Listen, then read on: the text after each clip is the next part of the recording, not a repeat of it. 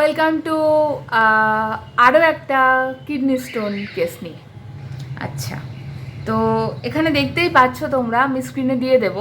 সেটা হচ্ছে প্রথম যে ইউএসজি করানো হয় সেখানে সেটা হচ্ছে 28/2, মানে হচ্ছে ফেব্রুয়ারির লাস্টের দিন, ঠিক আছে। মানে তারপরে ট্রিটমেন্ট শুরু হয়েছিল ওই মার্চের মাঝখান থেকে।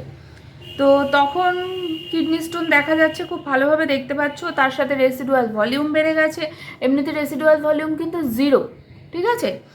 এখানে বলছে রেসিডুয়াল ভলিউম বেড়ে গেছে। এখানে দেখো এমনিতে তাও রেসিডুয়াল ভলিউম 100-র মধ্যে থাকলে তবুও ঠিক আছে, চলো, ঠিক আছে। এখানে দেখা যাচ্ছে 136.2 সিসি, ঠিক আছে। আচ্ছা, তার সাথে 1.16 সেন্টিমিটার দেখা যাচ্ছে যে আপার পার্ট অফ রাইট ইউরেটার। এখানে ক্যালকুলাস দেখা যাচ্ছে, মানে কিডনি স্টোন হয়েছে, বোঝা গেল। আচ্ছা, এটা কবে হলো? এটা হলো ফেব্রুয়ারির লাস্টের দিন। এবার আমরা দেখব আফটার ট্রিটমেন্ট।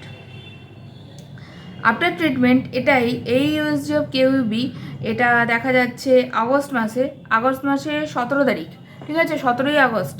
দেখো এখানে দেখা যাচ্ছে খুব ভালোভাবে স্মল ক্যালকিউলি, এখানে 0.71 সেন্টিমিটার ওপরে আছে।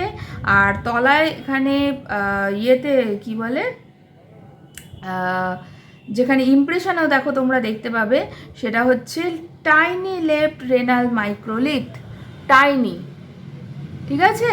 এটা ক মাসে? March, April, May, June, July, August. March, April, May, June, July, August, 6 মাসে। 6 মাস পর এই রিপোর্ট। সো ছুটোছুটি করে যাই, সার্জারি করিয়ে আনি, না হোমিওপ্যাথিতে রাখবো, হোমিওপ্যাথিতে থাকবো না বাবা, কি হবে তার ঠিক নেই। এই সব কিছুর পরে দিস ইজ দ্য রেজাল্ট, দিয়ে দেবো আমি স্ক্রিনে, ঠিক আছে।